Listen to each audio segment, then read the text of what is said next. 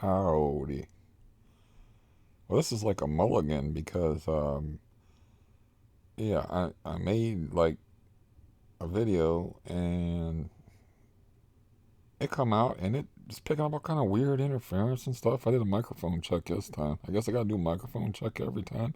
And the funny part is like I complimented the Blue Yeti microphone. I was remembering that I bought it for myself for a Christmas present, and it's about a year old now.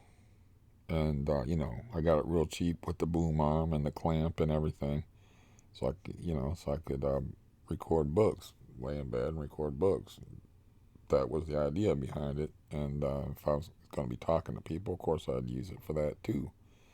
It was supposed to make me sound smooth,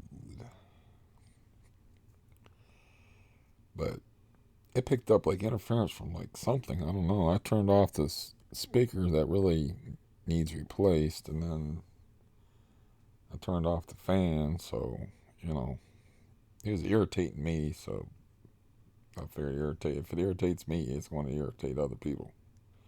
The other people don't love me nearly as much as I love myself. Let's just face it. But yeah, it's just that time of day where all this light pours in from here. When I did the first video, I had woke up at 4 o'clock in the morning, so it was like from 6 o'clock to 7:22 or something like that. But it was funny because I was just intending to do like a short video, and like, well, maybe I'll do like just a video in the morning that's like 20 minutes or so. I'll try that. Like, I'm disciplined enough to do that when it comes to my mouth. Like, that could happen, ever happen. Um, so stream of consciousness it is. But anyways, there's something very important happened yesterday, which was my caseworker called me about the place I'm going to move into. And unless I'm misunderstanding things, it's a 67 unit place. Yeah, he called him and talked to him because that is his job. And 60 of them are set aside for people 62 and over, and only 7 of them are set aside for cripples who are young pups like me.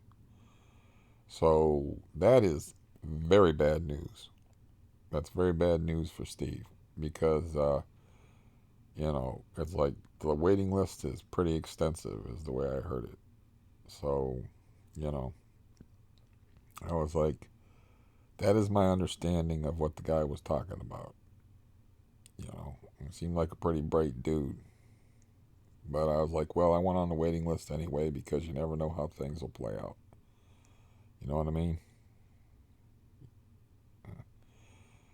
And so it could be like a year, 2 years, or something like that before I get in that place. So that means I got to move into another place waiting to get into the place I actually want to live. And I don't even know if I want to live there because you don't know until you get there.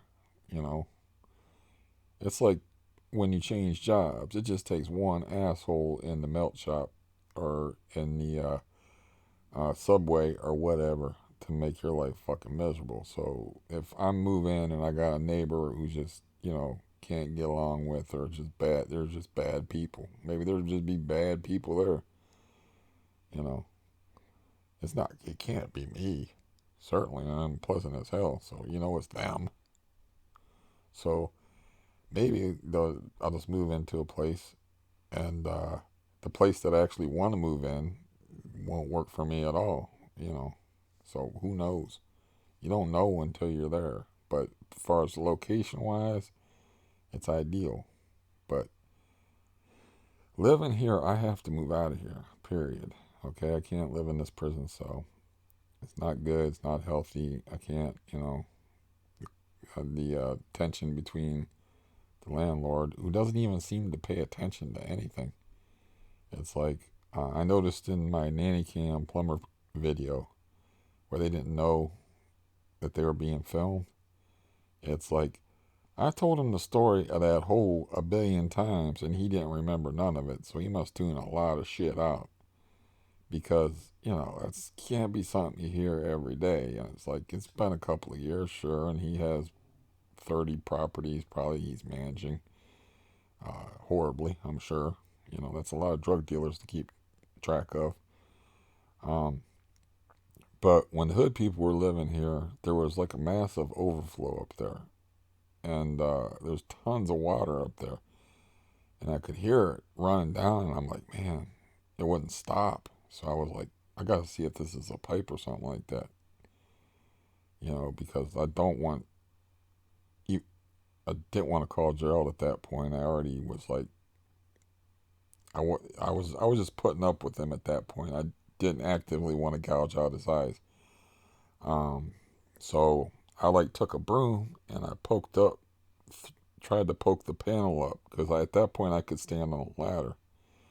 This has been a few years, and you know, I had a little step ladder and I could look in there and see, you know, is there a water bursting out of a pipe? What the fuck is this about?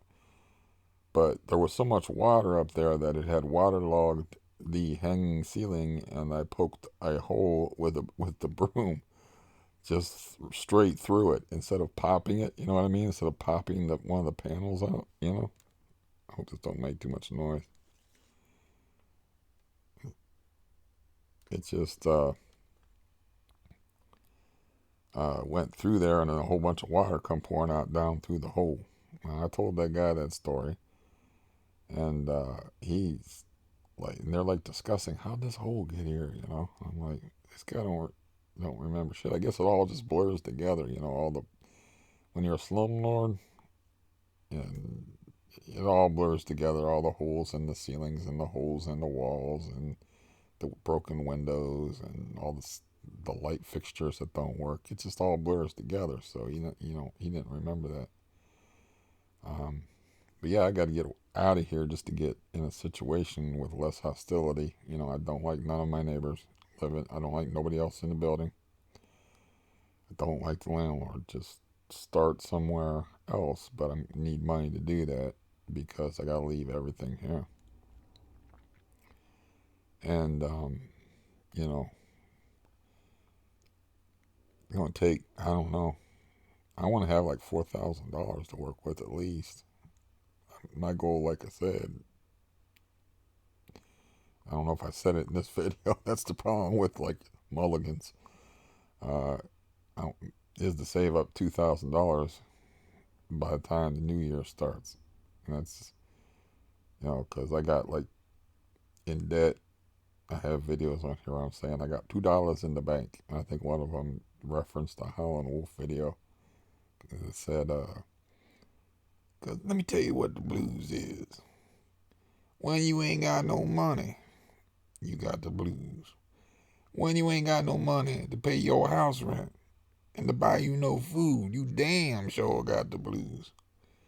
You know, so I got busted out there pretty well. And then, of course, I took a gamble on the Browns.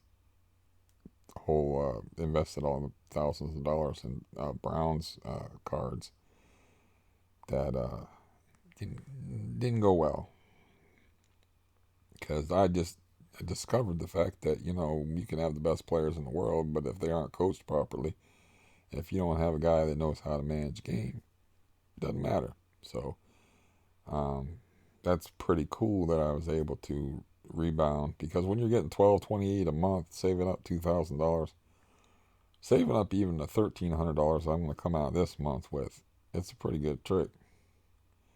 But then again, if you're trapped in your house and you can entertain yourself just by talking to yourself and other people for hours at a time, and you're used to being poor, and uh, you have that inner peace, that's all you really fucking need, and that and a little entertainment. Of course, everybody needs a little entertainment. That's why solitary confinement is a punishment. This is a jail cell, but I can watch a movie, and I can have the peace of mind of knowing that there's no cellmates in here around me that think I'm cute or anything like that. Uh, so that, you know, I can save up money when I want to, when I put my mind to it, pretty good. Now, that happened, that I found that bad news out, and then another thing happened is a nephew that I haven't talked to in many a moon, shall we say. Uh, Apparently been watching my videos or watched a video or something. I mean, I don't know. Maybe the family is getting turned on to the fact that I'm making these videos and they're watching it. And it's doesn't matter, family. I'm gonna be honest. You don't like it, disown me. You can disown me, man. It's all good. Uh, but yeah, he was like, yeah, I was watching that. I don't remember if he prefaced the video, but he, let's just say, he said, I watched that video, and I can help you move that couch. Was basically what he was leading up to, where I was throwing the couch out. So I think it was the one that I made that was 16 minutes, because I can't imagine him sitting through an hour long thing of me talking. So I think I talked about wanting to get rid of that couch. But I told him I was undecided, which I am kind of undecided, because if I can get out of here, why do I want to not make the landlord carry a peed couch? What am I, an idiot? Of course I want to make him carry a couch that's been peed on by cats 1,000 times. I mean, come on.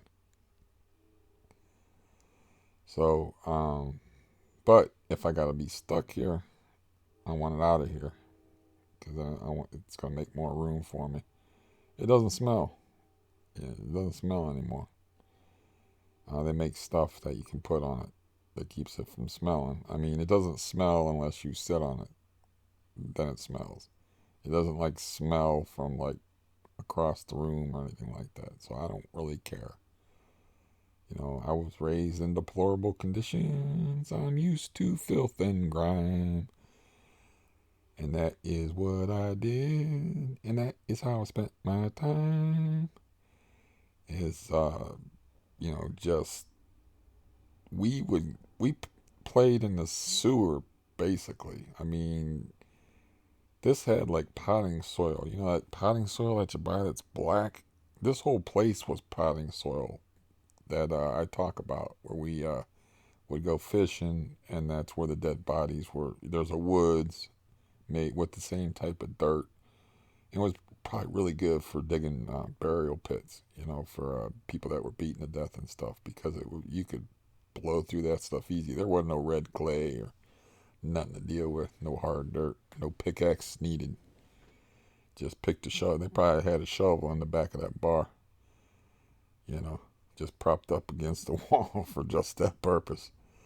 So, anyways, the point being is we come home filthy, and we come home with that black potting soil, black mud, like all over us.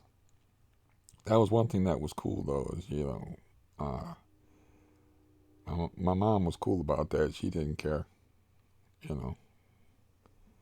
She she knew that was important for us to get out of the house, so she didn't care, man. She washed those clothes, and sometimes we'd have to get undressed in the garage. It was so bad. It'd be so covered with mud and filth. And I had this other nephew that I took fishing once, and it was so stupid.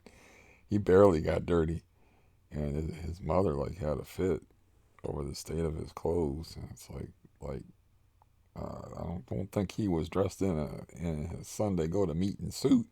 I mean, yeah, I guess she made a fuss about that. I hate this lighting, and I apologize for it, but I can't figure out lighting. I got a good microphone, so I should be sounding all right. So hey, so yeah, that was strange. And then the thought that that people in the family are watching these videos, and that's how they're maintaining contact with me, would be weird, you know. But I don't care. I already told like the meanest.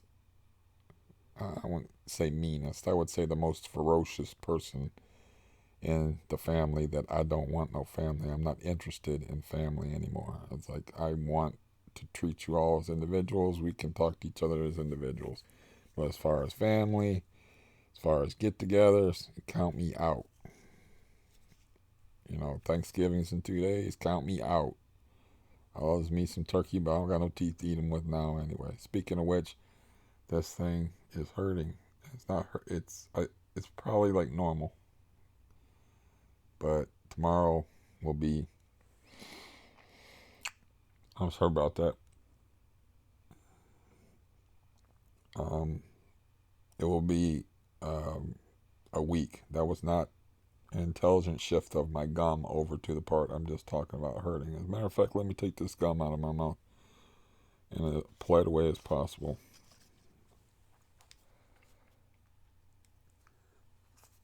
It's good for my nerves. I haven't taken any benzos since I don't know, for 16 hours or something like that. I don't know. But yeah, this side of my face hurts. I got a bone spur like right here, and then I got this was freshly pulled 7 days ago, and it hurts. And I don't know, it's not swollen. It's not. I don't know what dry socket is or what it feels like, but I don't think it's dry socket. I mean, I poked around in there. Seemed like there was just some soft tissue there. It's probably not a good idea to do that, but I did it. Um, but there's no place in there to chew. I still have to eat. It's my understanding of human physiology that food is important, and I'm not going out and I'm saving money, so I'm eating the Meals on Wheels. I just got done eating like meatballs and really undercooked green beans. I'm chewing them with my front teeth, and corn and one of those basically a frozen dinner. It's like no, I gotta save up money to get out of here. I gotta save up money, period. And I'm not feeling too ambitious to do the eBay thing and try to hustle. I'm not in no hustling kind of mood. Now sitting around and suffering, I can do with the best of them, and having nothing, I can do with the best of them. But you know, as far as having the ambition to write ads, to worry about interacting with people on eBay and questions and blah blah, keep up with this and the new rules and all the nonsense that goes involved with that's what I sell stuff on is eBay.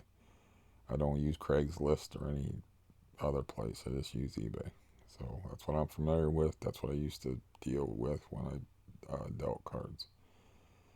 So I don't have the ambition for that.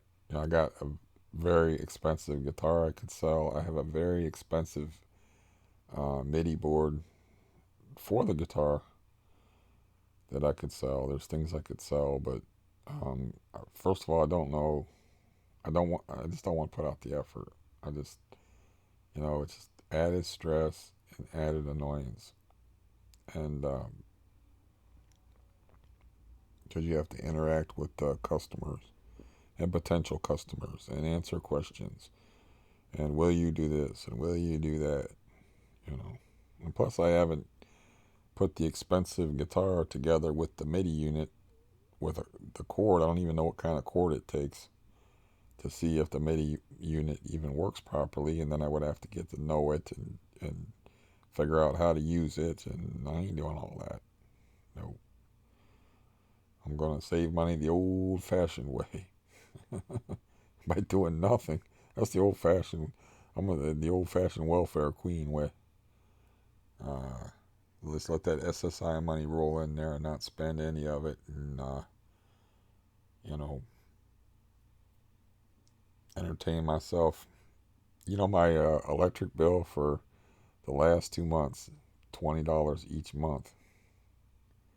I haven't paid the electric bill for 2 months, so I know that $20 a month, $40, man, for 2 months worth of electricity. That should tell you a lot about my life. And yeah, got rid of that TV, which was I was gonna get rid of it anyway. But yeah, that guy is such a black hole.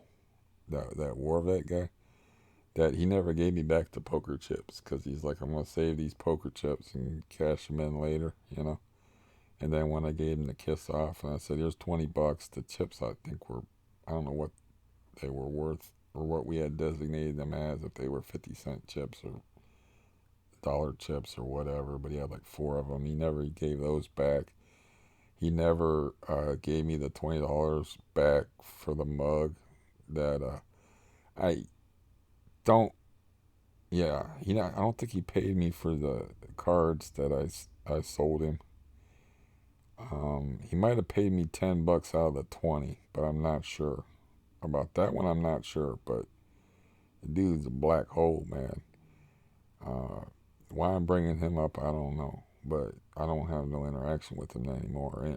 No interaction with anybody in the building, and I made it pretty damn clear to him that, don't knock on my fucking door. As a matter of fact, somebody knocked on my door and left a package, and I said, "Who the fuck is knocking on my door?" very loudly.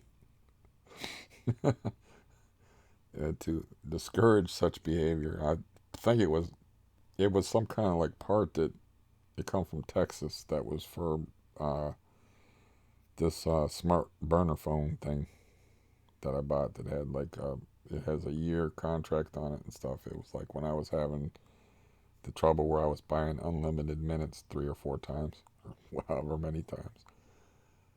And then, I already told that story about how funny that was trying to explain that to my inebriated cousin. That, it, that he's like, no, no, the minutes are unlimited. You can't buy unlimited minutes twice. And I said, yeah, but I did. If that's in a sane universe, that's how it works. Unlimited means you don't have to buy any more minutes. But in the Obama phone universe, unlimited can mean that you have to buy unlimited again, and unlimited will run out again, and then you want you to buy more minutes. So I was like, fuck that. They get no more of my money. So I bought that spare burner phone. I've already told that story and stopped with the repeats already. But yeah, um, I got rest up for a minute. Like I had a strange morning to say the least. Cause I woke up at 4. I made a video that didn't work, and the people are funny, They like look at a person's face or the way they talk, and they just assume like. And I think I said either in that video that you'll never see because the sound quality is so terrible and so annoying, uh, or in another video that this woman was saying. I asked her like another one of the aid workers. I was like, "Do you know so and so?" And they were like, "Yeah." And I was like, "Why does she talk like that?" Because it's indescribable the way she talks. It's almost like a cartoon character that, uh, you know, and she's like, "Oh, I think it's a lot of hillbilly and a little bit of," and she used some phrase for mental retardation. Bullshit. That's the smartest one out of all of them. She is sharp as hell, and she's got to be like 70. I don't know how old she is, but she remembered everything from the last visit she was here. And I mean, quick. She's quicker than me. It's kind of scary, actually. It's kind of like, benzos must be slowed me down quite a bit here. But I mean, she's the smartest one out of all of them. And this woman that's like not half as quick and smart as she is calling her almost calling her retarded over her voice, which hillbilly I might buy, but that woman's smart as hell. But she gets here, and you're not gonna believe this, but it's 8 o'clock in the morning, right? That's when most people wake up. So, it's like I had already I was still kind of tired and stuff. I had, like I said, made a failed video, and I had been out for a while. And she was like, "Okay, what do you want me to do?" In her voice that I can't possibly imitate. And I was like, "Well, you just sit down for a second here and let me get my head straight." And I didn't say anything about talking, I don't think. But she's like, oh, thank you. And then she sits down. She begins to tell me this story. That's not an 8 o'clock in the morning story. Okay. Yeah, my stomach all turned up by the end of it. This thing went on for 45 minutes. And as far as detail, I'm a piker. You think I put too much detail in my stories? I'm a piker compared to this woman. Okay, let me do a brief version of it because there's no way I could recreate this. She had a brother and a sister die in the month of May of this year.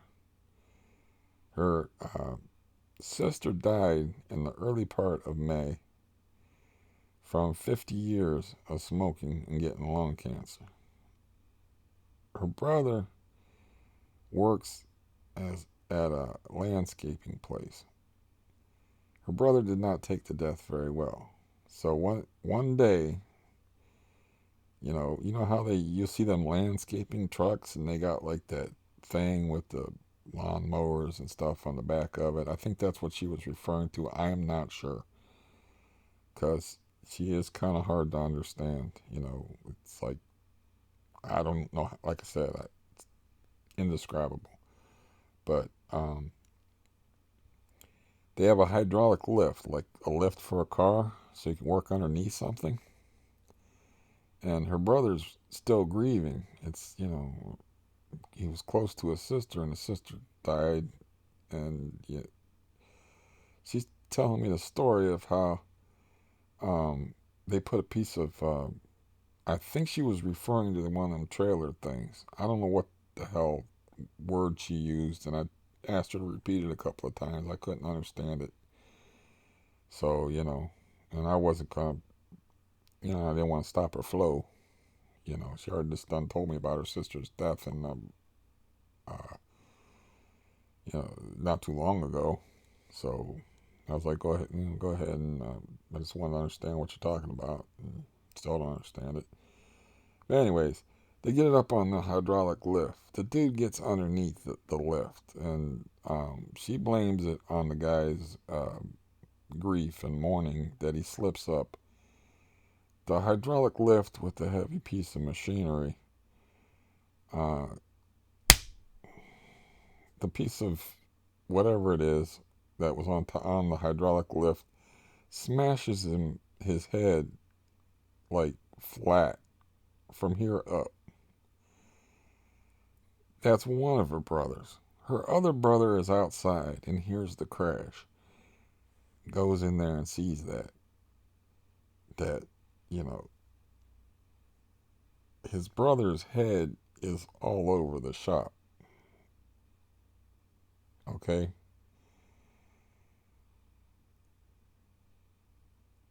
I'm like,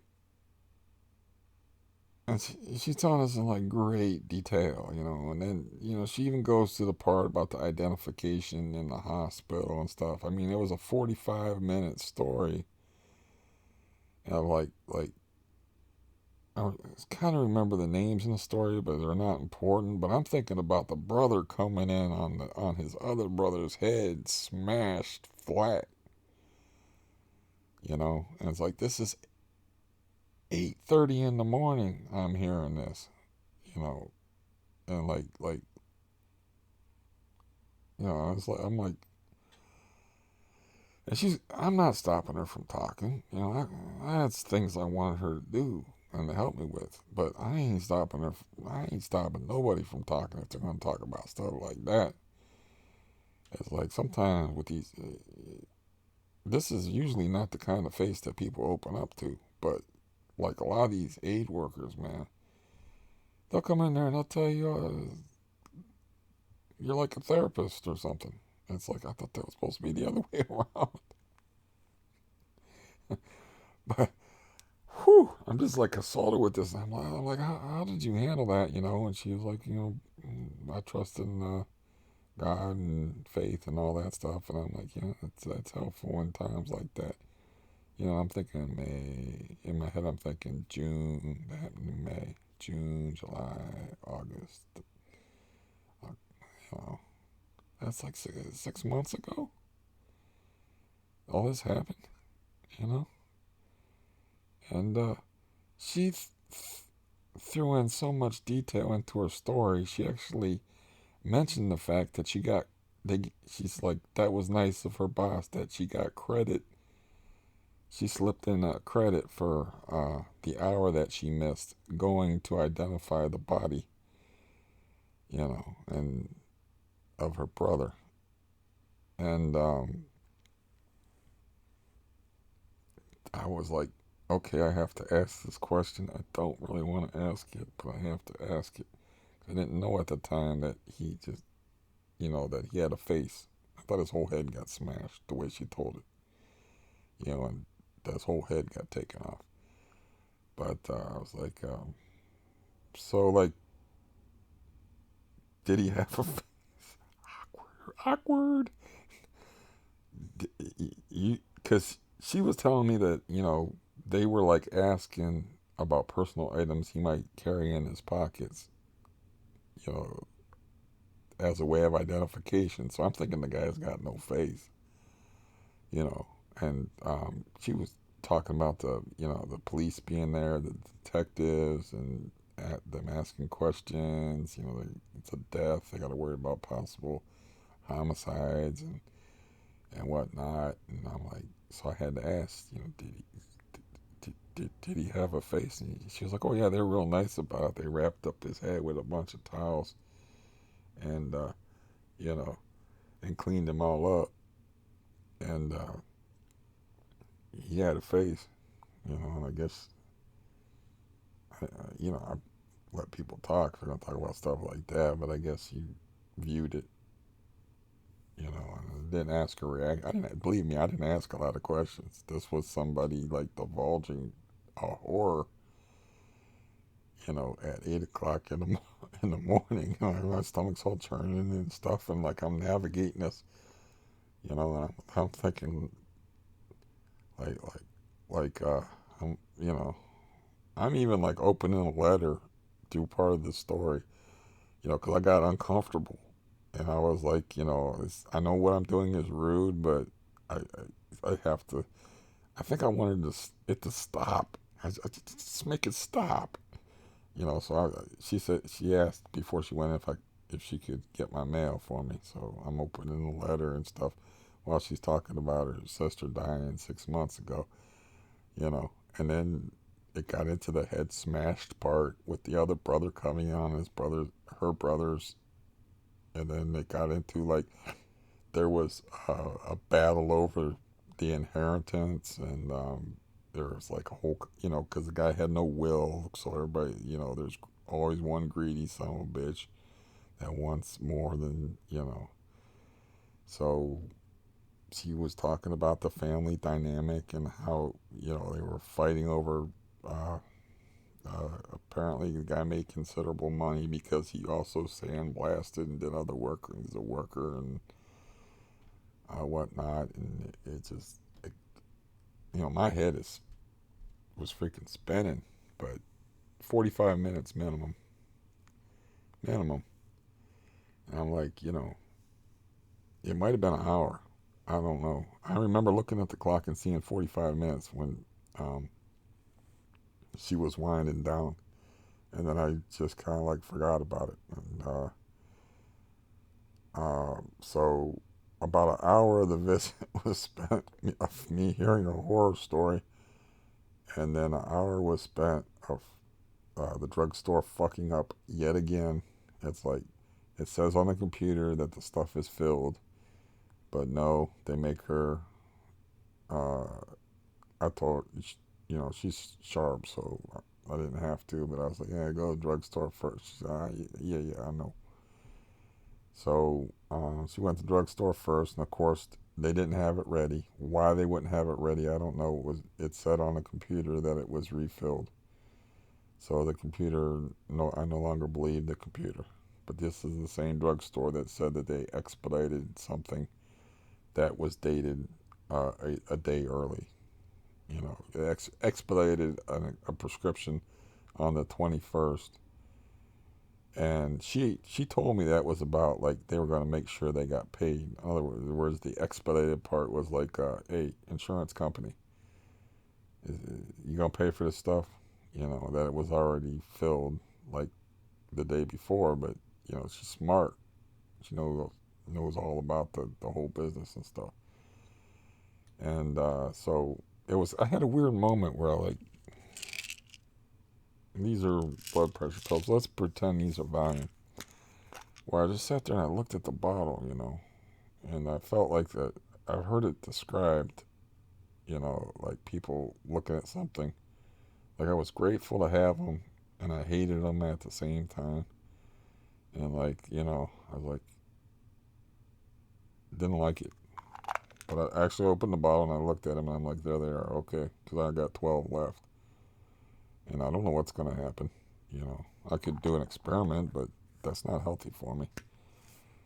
I'm sure I'll be edgy as hell, but I don't know what, you know, volume withdrawal. I know that I was withdrawing from Valium and fairly successfully. Like I was supposed to be taking 30 milligrams a day, and some days I wouldn't take any. But Valium's a different animal; it stays in your system, so you have to do that over a period of time.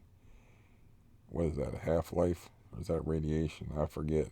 Whatever the thing is, that means it stays in your system. But I was taking like usually much less than 30 milligrams a day. Sometimes nothing.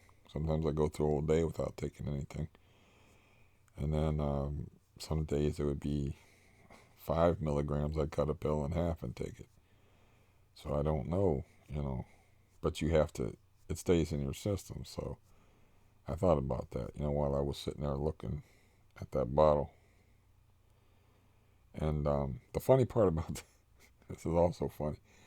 Is like I got that broken toe, and it's hard for me to reach. And I had, while she was off fighting with the drugstore and whatnot, and I had to waste $12. Cat keeps asking for milk or cream or whatever, and it's like I'll indulge the little bastard and get him some whipping cream, which is costs like $3-4 or something. But anyways, I wasted a little bit of money, which I didn't like very much, and bought myself some yogurt and stuff. But while that was going on, I got like this basin. I got and I put hot water in it to soak my foot in, and I was talking to her about it, and she was all squeamish about like messing with my feet, my toes, and stuff. It's like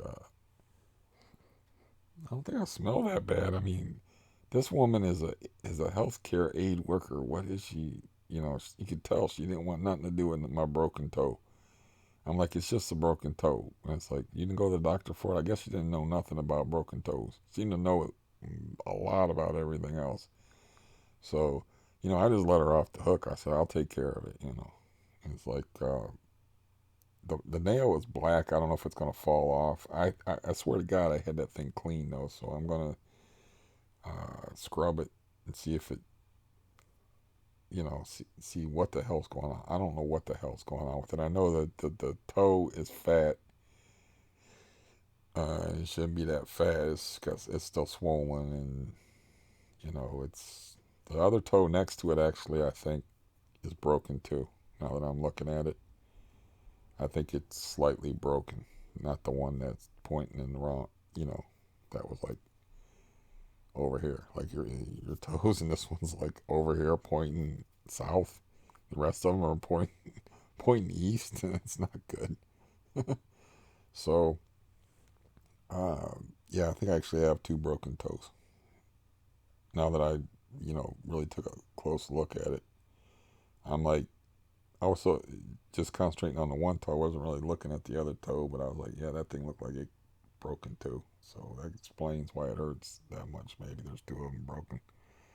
But I did the bending test, and they bend, which means that they aren't broken in the foot. Because if they're broken in the foot, the bone ain't connected. I don't think you can move shit that's broken. I mean, I'm no expert, but that's probably how it goes. So yeah, I had a nice, really morbid morning, but it was just funny to me that she told me all that stuff, like, and I mean, just as straight faced and no emotion, you know. I mean, that I could see, just matter of fact, like even threw in the detail that her boss like paid her while she was viewing her brother's corpse, and she appreciated that. She didn't like take that hour out of her salary, and because they work by the hour, it's like they go to people's house 2 hours. Anyways, that's bad storytelling by me. Um, but yeah, the fact that she was squeamish about like my toe after talking about her brother's head's gray matter being splattered all over a shop by a hydraulic press. It's just like I just didn't understand that, man. She's like, let me put my gloves on. I mean, she's squeamish about catching some kind of funky thing off of my foot. I mean, I don't know. Or maybe she had some bad experiences before doing that kind of stuff. They're not really medical people, but they can do stuff like that. That other woman named Joanne that did all that crazy housework and stuff. She was handling my toes and pulling on them like they're freaking Swedish taffy. She was like, it's like, wow, you know, I want her in charge of my dick and balls. I mean, if I was married to her, I was I was a sadomasochist or something. Cause she was pulling on my fucking broken toe and shit. I just rolled with it because it kind of needed done, but I mean, just with yeah, with no compunction at all about what was going on inside me. Just like, does this hurt or does that hurt? It was like, what the fuck? Like I said, man, that's a horribly gross thought to have, but I did. I was like man, I wonder when she was younger, she was like that with guys sticking balls. Poor guy. Maybe they were compatible, and that's what he likes is a little pain and torture. But if you don't handle somebody's broken toe delicately,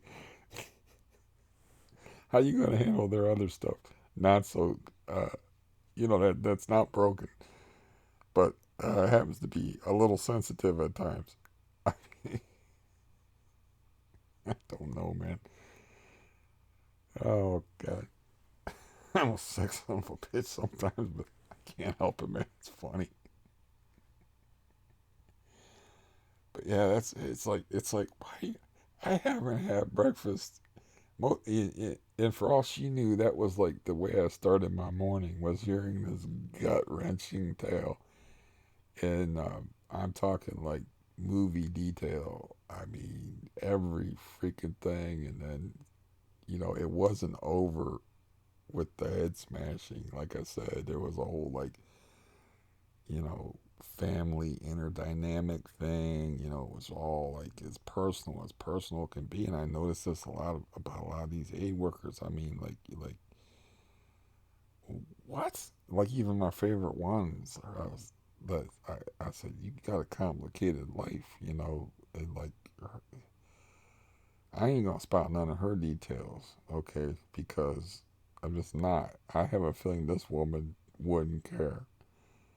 Um, but she might care this other person. So I'm not spouting none of her details, but they're pretty like nasty, horrific. Her life is like I said, your life is complicated, But I mean, these people tell you some messed up stuff, man. I mean, it's like they're used to. Maybe they're used to captive audiences because they're used to people that can't get up and walk away, you know. So maybe they do that to everybody. It's like there's just some poor guy that's like almost bedridden, and maybe they just use him like trying to fuck with this light. Maybe they just use him like some kind of weird sounding board or something like that. That's probably worse. like the guy's just literally a captive audience because he can't move, or I guess they could complain to the agency or whatever. But I mean, you're clicking on this video, right? So you might hear some messed up stuff, but I did not click on her this morning. I did not say let's talk about our lives. I didn't even say let's talk. This stuff just come pouring out of her. So maybe it was just time. And it just happened to her in May. That her brother and her sister died in the same month, and her brother died under horrific circumstances. Not that lung cancer is probably less horrific, actually. I mean, lung cancer is probably more horrific, I imagine, but it's expected. It's less horrific from family members' points of view than the sudden unexpected death. That's you expect somebody, you're prepared. You can have time to prepare. She just gets a call and somebody tells her, you know, that happened to her brother, and she's got to process it all at once. You have that processing time with a disease or whatever. But no, I did not click on her and expect to hear some messed up shit. People that click on my videos and they know me, they know they might hear some messed up stuff. But it was a little early, okay, and it's a tough one to navigate, But the fact that she was squeamish around my toes after telling me all that stuff, it struck me as like odd. So I was kind of like puzzled. I was like, what, is she like, are my feet that gross? And I was looking at my feet and it's like, is she afraid maybe she's afraid she's going to hurt me or something? I mean, I don't know, you know. But yeah, I should have known something was up because my cat hid from her. Like the last time my cat like went right up to her and I was like, oh, my cat don't like most people. My cat hid from her, so, I should have took that as a bad sign. Uh, that, that, some horrific stuff was going to be happening. But yeah, that was some tale to listen to. But I I actually had a headache, and I think it was just from enduring that visit. It's like, yeah, just all those images and all that detail, and then trying to understand somebody with the weirdest voice I've ever heard anybody speak with that wasn't like, something didn't happen to them. You know, I mean,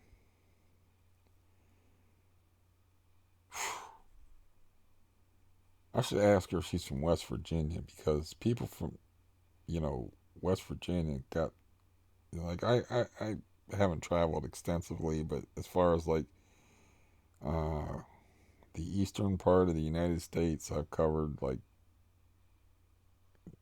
stop. I've been through maybe, I don't know, 20 states or something like that. The weirdest accents of all was in West Virginia, so I have to ask her if she's from West Virginia, if that's part of the deal. Cause yeah, true West Virginian accent, the weirdest accent. So I don't think I'm. And the other person did say a lot of hillbilly. My people are from West Virginia, so you know, um, that's where my dad. I think my yeah, he grew up for. Then he moved up here. Yeah, yeah, my dad. Yeah, because I think they went down. Yeah, he that's where he grew up was in West Virginia. That's where his Lifetime movie childhood took place was in West Virginia. Why I couldn't think of that, I don't know. But the weird part is I don't know a lot about my dad. I was actually curious about him. Like, I thought about it and I was like, I don't know what level education he has or had, I should say. You know, I know he always thought of himself as stupid. I don't know why he would think of himself as stupid, because he read all the damn time, read the whole newspaper, and like, like I said, I would have to get extra books from the library for him to read, and sometimes I would tailor them to his taste, because just so he would read those books and let me read my books, because he wouldn't go to the library, he wouldn't set foot in the library. Why, I don't know. He didn't go into libraries or churches. So, I don't, I never understood the man. I never, it was like whatever his true self was walled off with all the crimes and horrific acts and stuff. I never really knew him, I guess. I guess I never really knew him. I mean, I lived with him for 20 years, but I can remember some really odd things, like that hinted at not good stuff, like just random things that he would say. Uh, I can't talk about that though. But as far as like knowing what was in his heart, I knew there was a lot of violence there. And as far as his past, like he would talk about his past to a degree, but you didn't ask questions, so you didn't really get the answer to the questions that you wanted. But you didn't ask questions. I remember when he was talking about oh there were just so many things, but he was talking about a job he quit and something he did to somebody on the job site, and you know it's like you didn't ask, you don't you're listening to somebody that you've known, that kills people, has killed people, and has put people in the ground, and that serial killers are afraid of, and that has hospitalized people. When they start talking, you just kind of listen. Doesn't matter, if it's terrified of the man. Let's just be honest. It's terrified of the guy. Um, you know, it's with good goddamn reason. I mean, yeah, and I also like worked with him a lot because you know I liked physical labor actually, but I did a lot of, I even lumberjacked with him, cut down trees and shit. Used a crosscut saw for God's sakes. Axes, all kind of dug, climbed, did all kind of physical labor with the guy. So I knew that like I said that he hurt you with one finger. I mean, he literally knocked 100 and I would say 60 or 70 pound um, drunken foster brother. he he said something or another. I think my drunken foster brother said it's none of your business because they were fighting upstairs, my foster brother and my other brother, and it pissed my dad off. And it was upstairs, so he opened the door, and I think he said what the hell's going on up there, because he said that a lot. Like, what the hell's going on? That was like an expression I heard a billion times. Um, and I think my drunken foster brother said, it's none of your business, old man. So my dad goes up the steps and he's like, don't talk to me that way, and pokes him in the chest and knocks him down. I mean, literally knocks him down just by poking him in the chest. I don't care if you're drunk or not, but you can knock somebody over if they're hammered. I don't. He was drunk enough to say that to my dad. He might have been pretty freaking drunk to where you could easily push him over. But what you can't easily do is put a bruise on somebody's chest who's healthy with your finger. So he showed me the bruise. He said the man hurt me with his finger, man. And he's like, I don't even want to know what happened. What happened with the fist. So yeah, that cracks me up that he was like, It's none of your business, old man, to my dad. And yeah,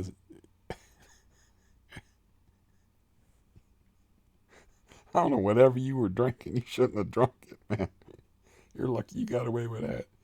But my dad was well aware of how powerful he was. And, like, he was like, uh, after my brother had committed suicide, he was like, he mellowed out with, like, any, laying hands on us in like a corporal punishment type of fashion, for the most part. He couldn't help himself. Sometimes you get a backhand, you know, or something like that. But, he was pretty careful. Because, I accidentally opened the cupboard and knocked my son's head off. Have to take you to the emergency room after something like that. But anyways, what the hell am I even talking about? I'm just talking like I do. Uh, but I still have work to do and stuff.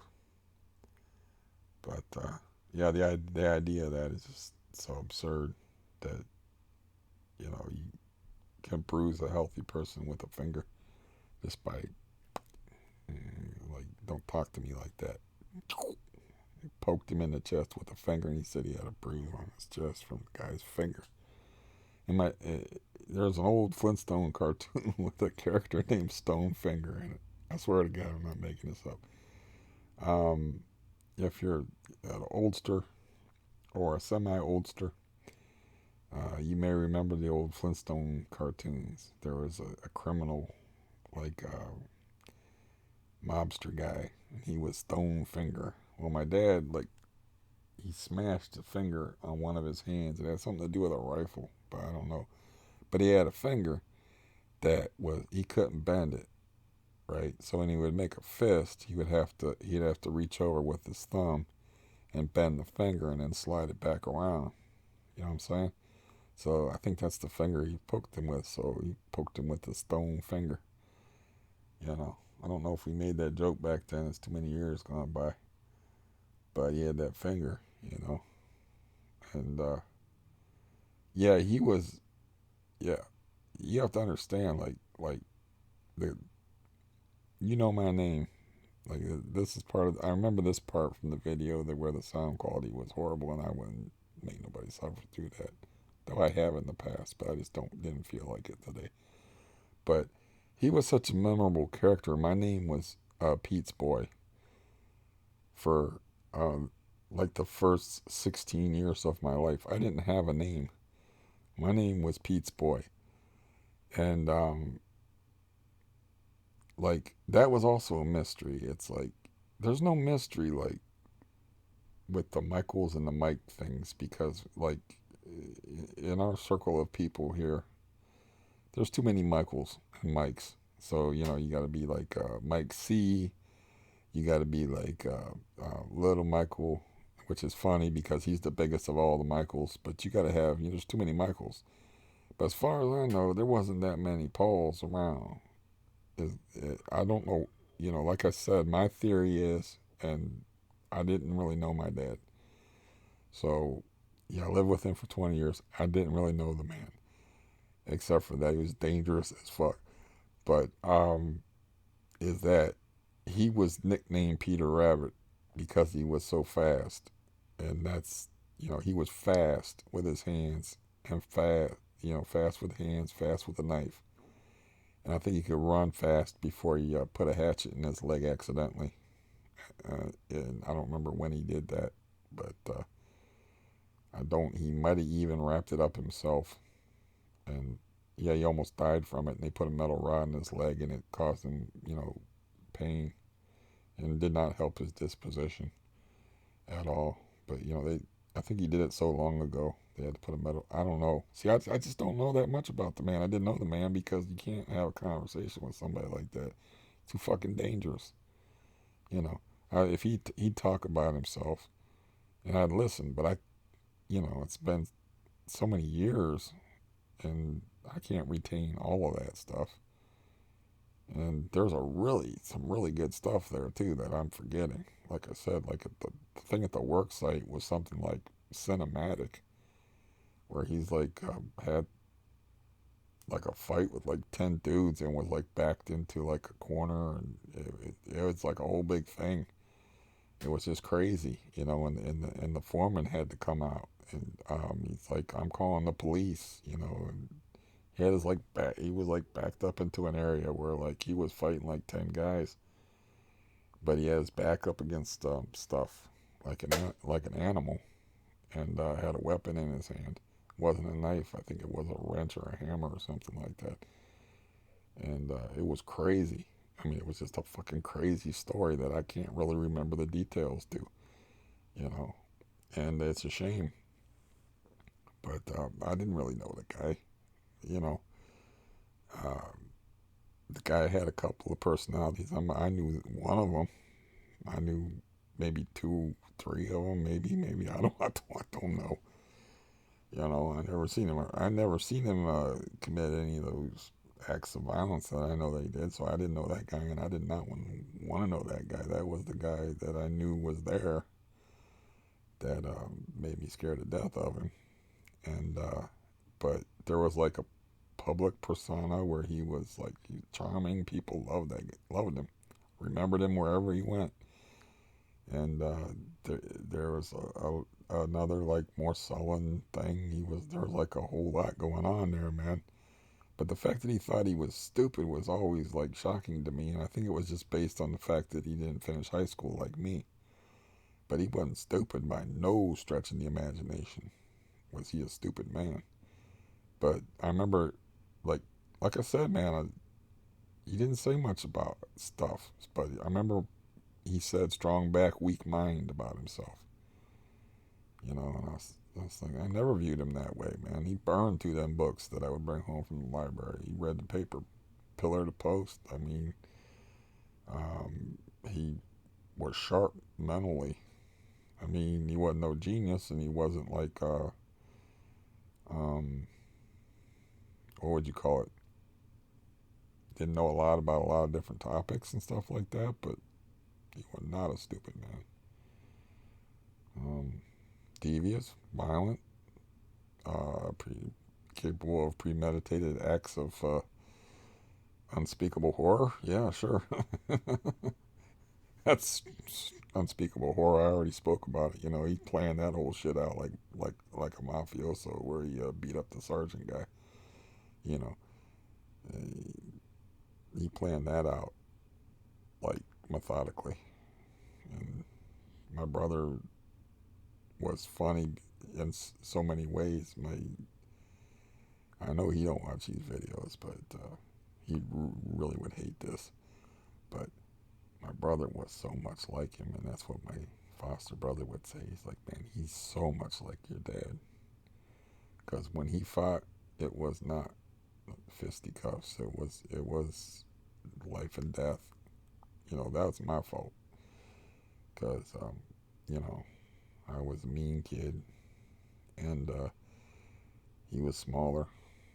And it was really like the same scenario played out with his older brothers, because he had older brothers that were bigger that he couldn't take in a fair fight. So he made it an unfair fight and got good with a knife, and then nobody would fuck with him. So with my younger brother, the same scenario played. I never thought about this before, but yeah, the same scenario played out. It's like my brother ain't about. You get in a fight with my brother, it ain't gonna be about fisticuffs.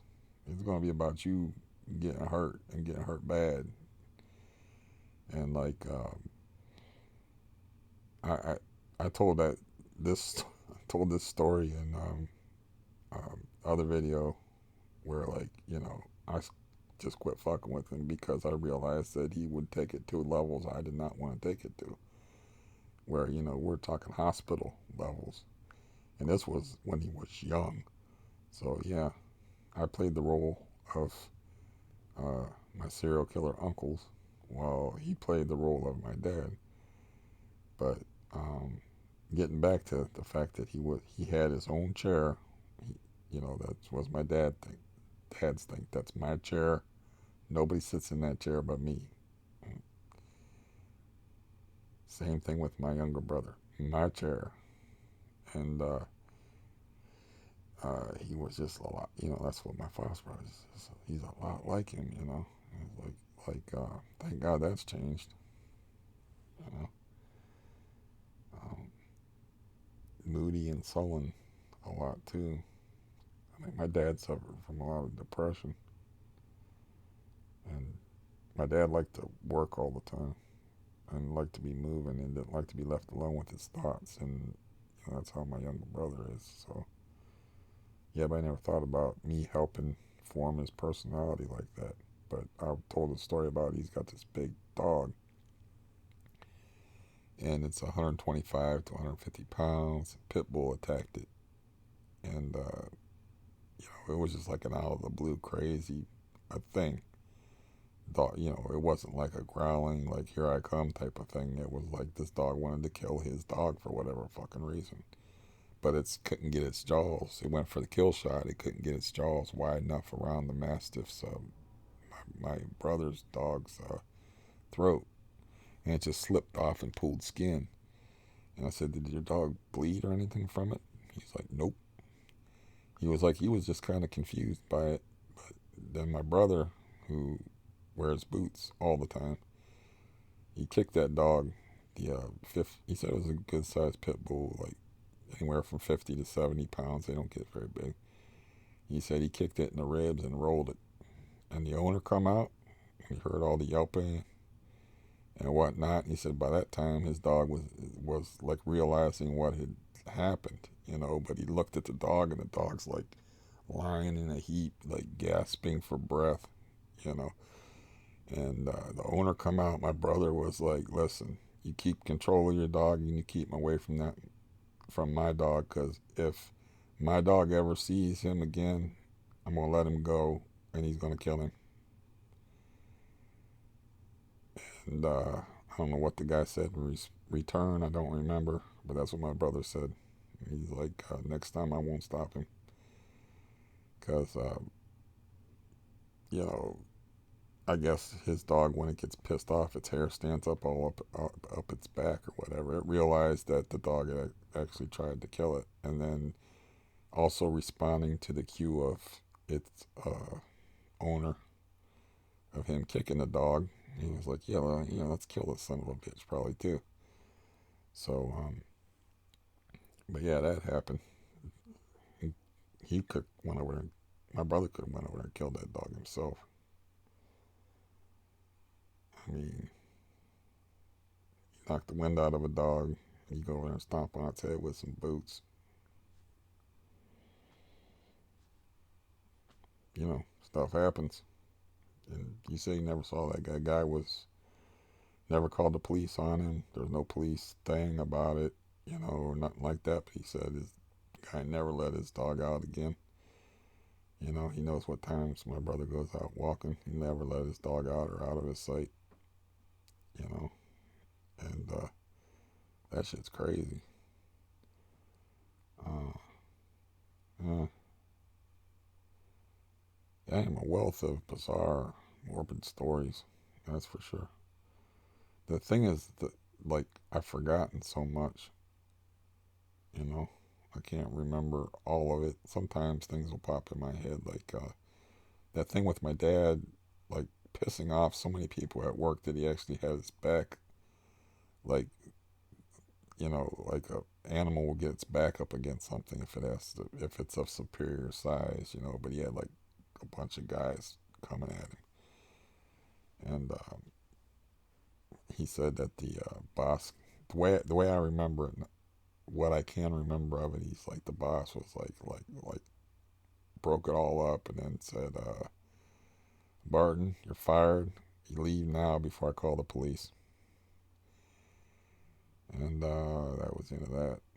I don't know how old he was when that happened or what started it. I know he had a weapon in his hand, and it wasn't a knife. He didn't have time to get his knife out. I guess he had it in his money hand, as we call it, in his. Though he was ambidextrous, he was forced to be ambidextrous because he had the stone finger.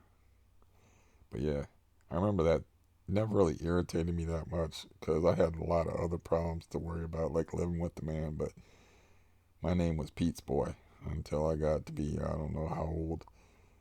I mean, I was, oh, you're Pete's Boy. Everywhere I went, I didn't have a name. That part of it I remember. Uh, yeah. So yeah, this is just stream of consciousness nonsense. By nonsense, I mean every word of it is true, but it's not. It's nonsensical stuff. You know, like I can understand my brother. You know, because you can't really control 125. He said, man, it about wrenches his arm. If the dog, you know, that's a powerful animal. And let me tell you, it also has a larger vocabulary probably than 15% of human beings in America. You have to come up with words, and it'll play semantic games with you about what you mean. You know, my brother was telling me that. I was like, "What do you mean?" He was like, "Well, I told him, listen, stay on the porch." And the dog actually put his back feet on the porch and then like his front feet in the yard and looked up at him and like, I'm still on the porch. And he was like, you know what I meant, and then made him go back. And that dog played. The dog's so smart. Like, you gotta. He'll pick up on anything. You know. His vocabulary is crazy. Like, you have to come up with words like ambulate for walk. It's he'll pick up on any cue that you give where a walk's involved or like it's like it's spooky.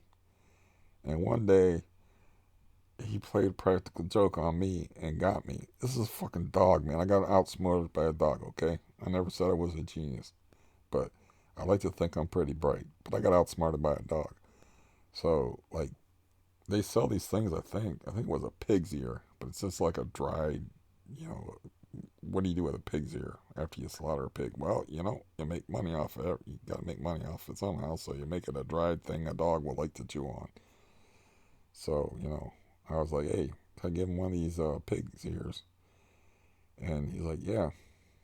So I said the dog's name, and I threw it, and he walked around, come back to me like, what? I was like, go get it. It's over there. And I get up, I get the ear, I throw the ear back there, and he's like looking all around, like it's right in the open in the corner, and he's like, I was like, it's over there, and he walks over here, you know. I'm pointing, telling him where it's at. I'm starting to catch on right at this point that something's going to happen in here that's peculiar. And so I'm like, listen, man, I know you got a sense of smell and you know what's up, man. Stop this. So I get up, I pick up the ear, and I throw it in the corner again. And the dog does the same damn thing. He looks at me like, he didn't even move that time. He just looks at me like, what are you talking about? He's just like, just looks at me. He's looking me dead in the eyes like a human being. Like, and he's like, I don't understand you. You know. And then he stops and he gets this other look in his eye and he walks over exactly to where the ear is and then he picks it up and he brings it over in front of my feet and starts eating it and looking at me. I'm like, that's spooky, dude. Don't when you got animals playing practical jokes on you and shit. That's spooky, man.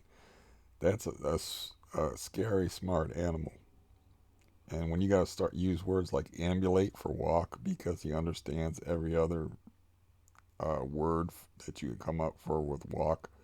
For walk, you have to like say uh, like a bipedal excursion. you know, and, you just got to be careful what you say around a dog, like, around that dog, because he understands that stuff. And yeah, it's you know, they talk about breeds, for brains, and like there's some dogs are stupid and whatever, and it seems like they favor the German shepherds, perhaps for their intelligence, or perhaps for the fact that they're Germans. Germans make good soldiers, and they follow authority and unyielding authority, like the police. But I think that's something to do with intelligence and trainability, that they always choose German shepherds to make them police dogs. I don't know. I don't think it's their German ancestry and their willingness to follow uh, dictatorships. I don't think that has anything to do with that. But this dog, I will put up against any dog as far as brains, because I mean, come on, man, that thing with the ear, come on, he had me going. It's like I'm like, come on, man, I know you can smell that. I know you know where that is, and he kind of looked at me, and then a new look come in his eye, and he walked right over to where it was and picked it up. I was like, you motherfucker. And he put it down by my feet, and he was chawing on it, enjoying it all the more by looking up at me like, yeah, I got you. I was like, damn, man, I was blown away. I was spooked. But yeah, I should get off here. It's noonish. I had a good excuse for not getting started early because I had to deal with stories of people's heads being smashed flat and whatnot. So, you know, and but I do have to get moving and get in my cardio and lift up my little girly weights, and gotta do that every day. And um, as far as getting out of here and what I'm gonna do about that, I don't know now. I didn't really have my hopes up about the that's a weird sensation to feel in a person's chest. I didn't really have my hopes up very high about the place I wanted to live, but it really got lowered quite a bit yesterday when he said that about they have only 7. I believe that's my understanding of what he was talking about. But I go in there in a week. Well, he's actually gonna drive and pick me up in his car and take me down there. So because I can't use my transportation is for medical purposes. I mean, and he said he don't mind. I could use a SARTA bus and call it a social visit and then meet him there. But he said he don't mind. He sees I'm walking with a walker and stuff, and I guess they allow him to do it. So what the hell? That toe or those toes. Now I realize I got 2 broken toes, not just one. So those toes is a bitch. Now that's good grammar. Um, I was trying to salvage some other uh, gems out of that trash heap uh, that I made early in the morning when I had more energy. Um, but yeah, I think that's pretty much it. It's really weird not that that realization of how little, because I was thinking about it and I was like, I got very limited education. I was like, I kind of want to know those things. Why do I want to know those things now? The man's been dead for 5 years. I kind of want to know those things. But when you're talking to certain type of people, you're like walking through a landmine field, you know, and you don't know what's going to trigger off what, or, you know, what it's it's not like, tell me about yourself, Sometimes he would say, feel like talking, and he would torture you like,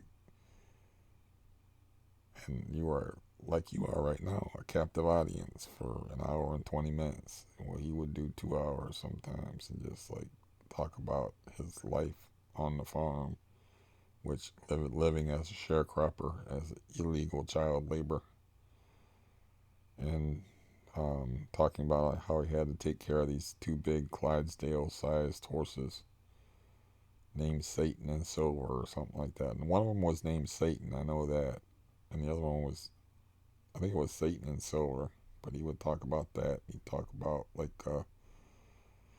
farm life, and then sometimes, I don't know it would where it would go into the stuff of him wrecking people. I remember the first time I heard about him wrecking the sergeant guy because we were playing poker, and I was like casting sidelong glances at my foster brother, like like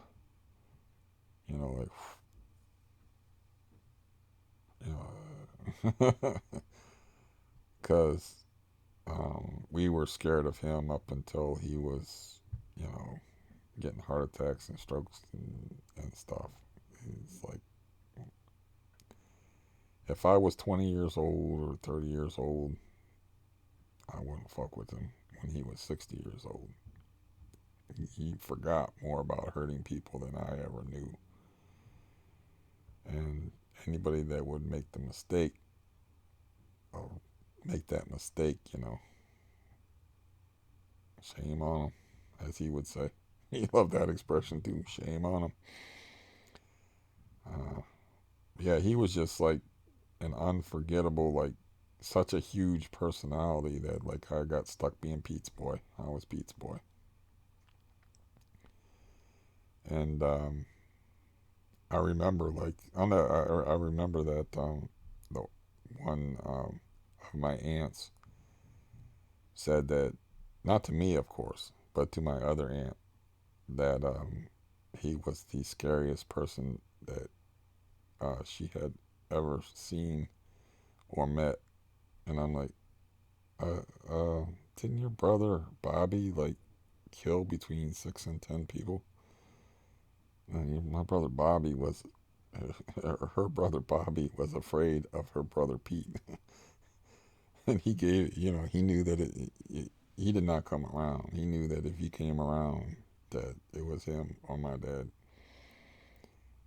and he made that very clear to Pat and Bobby, which were, I think, the two most gangster worst, um, just of his brothers. I never saw him. He never come around because I think he made it very clear, man. You come around here, I'm gonna have to kill you. And he had a way of looking at you, man, that turn your balls to the size of raisins too. He had like um, the death stare, man. You just see all that madness behind them eyes, man. And you didn't you, you didn't want to see that. He never did nothing that bad to me. I mean, the worst thing that my father ever did to me was I was stripping the bark off of a tree when I was a little kid because I was too ignorant to know any better. And he snuck up behind me and kicked me like a football. He kicked me in the ass because I was squatting, but he kicked me and I just flew through the air like a football. I don't know how small I was or how old I was. I just remember that because you're not going to forget that kind of a thing.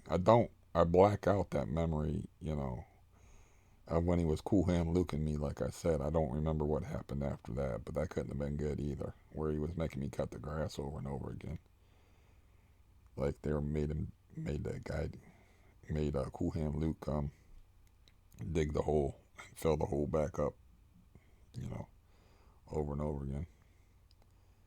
But yeah, you don't forget. No, he wasn't a guy people forgot. Let's just put it that way. I mean, even when he was like the nice guy, part of his personality or whatever, He just wasn't a guy people forgot. I got to get a picture of him. Maybe I'll mail my brother and see if I can get him to at least mail me that one picture. See if he's got it. So I can put that up for you. He wasn't the type of guy that people forgot. Even when he wasn't in murder mode. I mean, so that's why I didn't have no name until I was like 20. You know, as far as like the other relations, you know, I had a name in the world if they didn't know him. If they knew him, I was Beats Boy. I'll, I'll just, that's what I'll title this. I done talked enough. I'm starting to bore myself, and usually when that means that you've been bored for a while. I'm feeling redundant, but there's just no way uh, to describe somebody like that. You have to meet somebody like that, you know. Just like there's no way for me to describe that woman's voice. There's no there, you know. I'm just failing miserably at. Another thing I talked about really quickly uh, is like I was talking about vitality. Like some people I feel like get an unfair amount of vitality, and I think that was part of my dad's issue. Is like he had like so much vitality thrown into him, and so little positive ways to express it. Growing up, so dirt poor, you know, basically as a slave, basically, you know, like a sharecropper, child labor type of situation, and then having a just a downright evil father. My grandfather was downright evil. Never met him, but downright evil person. Um, but having no way to express that, you know, it's like it's got to come out some way or another. And I think, like, I used to think that I didn't have that, but what happened with me is, I think I got the same big ladle of vitality. You know, some people just have that in them. You know, they're just livelier. They just seem like they got more of the life force or whatever in them. But I used to think that I got the small ladle, but I think I got the big ladle because I remember as a child, like, you know, doing this thing. Like, okay, it's called stereotyped behavior, and zoo animals, they've observed it and they've tried to make them better habitats, but they used to have like just a little small cage for an animal, and the animal would just do a routine where they just would like go back and forth, go back and forth, back and forth, back and forth, back and forth. It's because they had no outlet to express their energy. And like when I was a kid, my deal was this: bouncing. I would sit on the couch and I would just bounce. I would be like some kind of fighter or something that was just couldn't wait to get started. Just couldn't wait to go. I would just, they called it bouncing, but he put up with it until it got irritating. But I would just be on the couch, just bouncing back and forth with my back on the couch, you know. And then when I would get punished, being made to sit on the couch, I wasn't allowed to do that. But I would just do that because I just didn't know what to do with myself. And then when I got all those illnesses and stuff, that's where the vitality went, is into surviving. And, you know, surviving my teens. And that's uh, what this video is made of, I guess. It's leftover vitality that I didn't use up. And it's like, I don't know how much longer I'll live as far as like, or what life would, you know, what life holds in store for me, I guess. If you want to, I can't think of nothing but a cliche, so it's definitely time to go. Um, but I don't have any clue of how that works, you know. It's just something I've noticed, and you see it in people. It's like, and you wonder sometimes, you know, if you understand what I'm talking about, that is. I don't know if I'm even making any sense as far as like expressing it properly. but it just seems unfair in a lot of cases. Like you got these guys, man, that done all kind of stuff. Like they just dynamos, and then you got these other type people. And I almost feel bad for the dynamo people, because I remember being that kid just bouncing on the couch, just like let me do something, let me find anything to do, you know.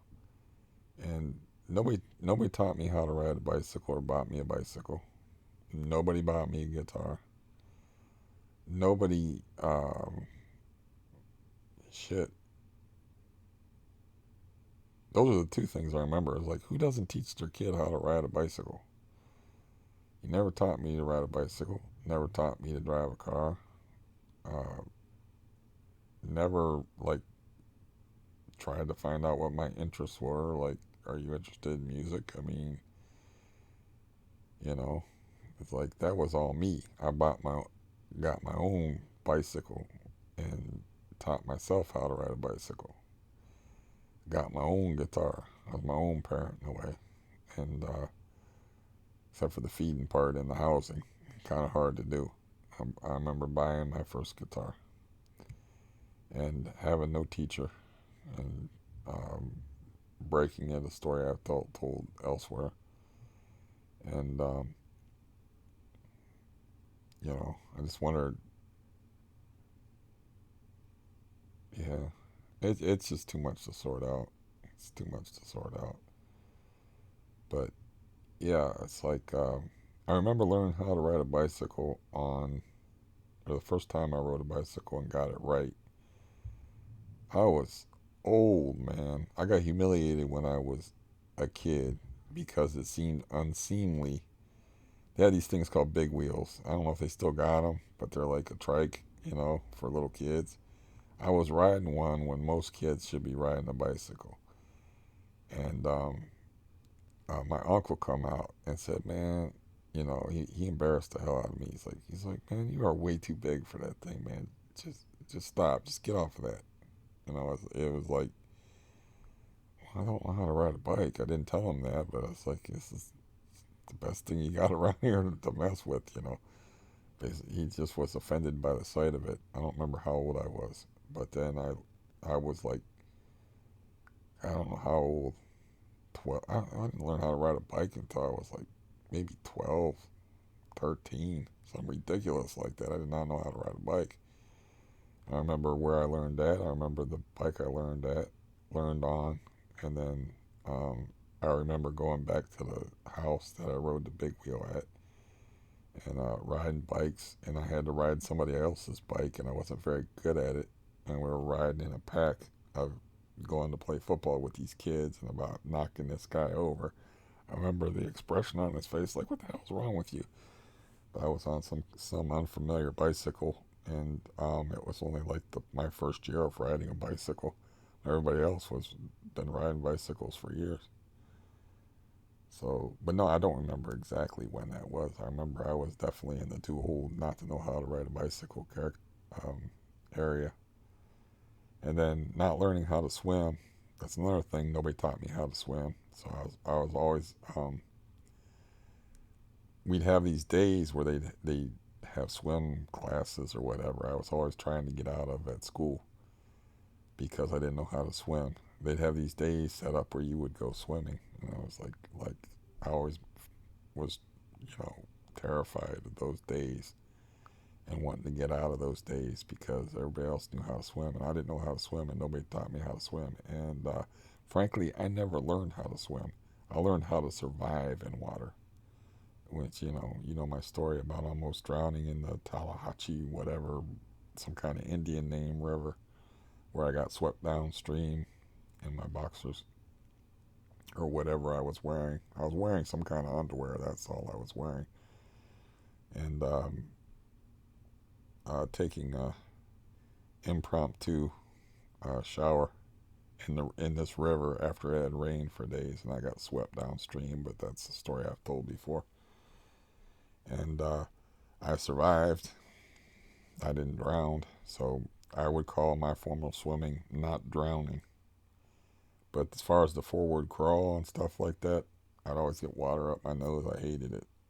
I couldn't do that. I could float on my back and backstroke, and that's how I would keep from drowning. Or doggy paddle, and doggy paddle don't get you nowhere. So nobody taught me how to swim either. So I didn't get taught a lot of anything. Um, my brother taught me how to box and taught me how to throw a punch. And maybe someday, when my broken toes heal and my knee heals, I'll hit that door for real. And we'll see what happens.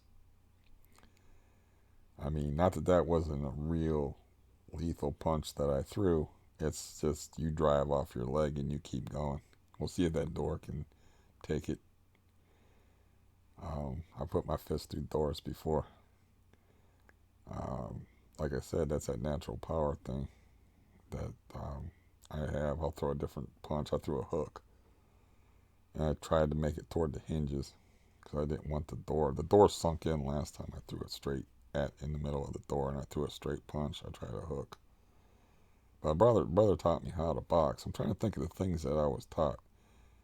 I remember like um, when my brother taught me how to use a fishing. Nobody taught us how to fish either, but so we didn't know how to use a drag on a fishing reel. I think I told that story before. So we pushed the button on these little spin cast reels. That was our form of drag. It was almost like we didn't think to grab the line and do a manual drag. We just like the fish would start fighting hard, and we would yell at each other as kids, push the button, because we were just like kids that nobody taught anything. And then my older brother showed me about a drag. He said, "You see this thing on the side of your reel? That's your drag." And he taught me how to fish. He taught me a very interesting form of fishing, which is the only way I'd ever want to fish for carp. But it's fun, it's challenging, and nobody else in this area knew how to do it. He invented it, as far as I know. But here's what you do: is people are always feeding the ducks and stuff at these ponds, and the leftover bread attracts the carp. Carp like the bread, because they're not predators, and they come and eat the bread. Lots of times the bread's floating on top of the water. This is something that my brother noticed. So he would go to a place where there's no ducks, and he would just take out some bread and throw out some bread on top of the water, right? You get the carp in the area attracted, and they start hitting the bread, you know, taking it off the top of the water. Now, you can make a dough ball, that'll sink. That's no good. You have to make a special kind of. This was a very important part of my childhood, believe it or not. Is you take a corner of a piece of bread and you thread it through. That's the important part because that's what holds the bread on.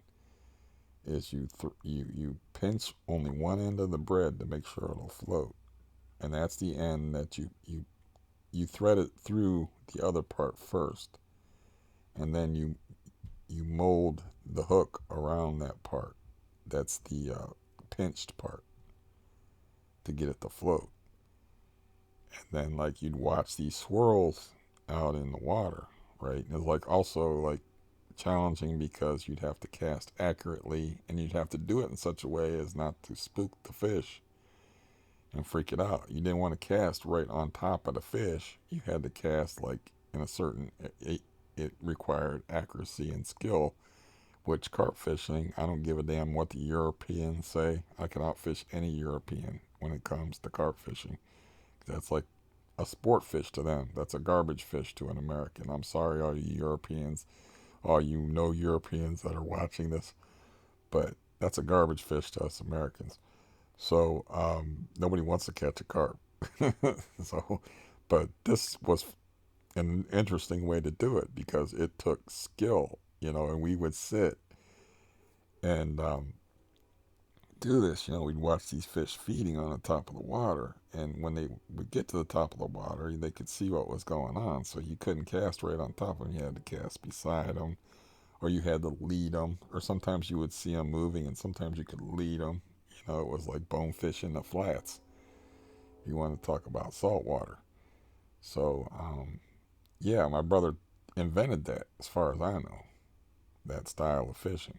And he taught me that, and I did a lot of that. And I would still do that because that's fun.